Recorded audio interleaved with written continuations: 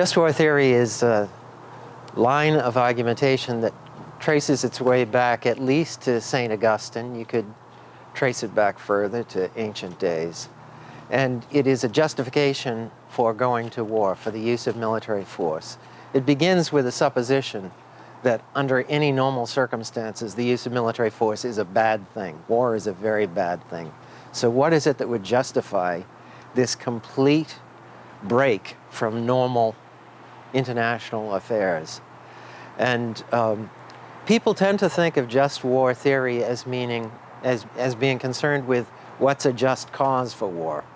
And that's part of it, but by no means all of it, because you can have a just cause in an unjust war if you fight war in an unjust way, if you use force indiscriminately, disproportionately. So just war theory has two major categories, what's called jus ad bellum, that is justice in cause for war, and jus in bello, that is justice in the prosecution of war, in war-fighting capability.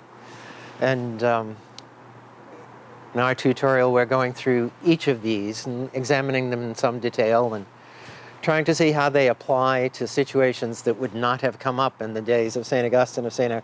Thomas Aquinas, like nuclear deterrence, say. Is guerrilla warfare intrinsically in opposition to just war theory, or just war? That's a good question. It depends what you mean by guerrilla warfare. If you mean a warfare of a populist group against an oppressive leader, then that could be justified.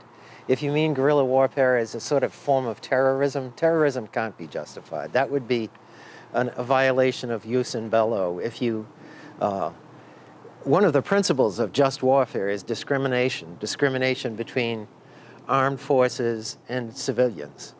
And offensive against other armed forces is justified under the proper conditions. An offensive that's targeting civilians is never justified. So if guerrilla war is targeting civilians, it's never justified. And that's one of the things, by the way, that makes just war theory have quite a bit of impact for us today. First, because with the use of nuclear weapons, typically, these are targeting cities, which means the deliberate destruction of innocent human life, which is never justified.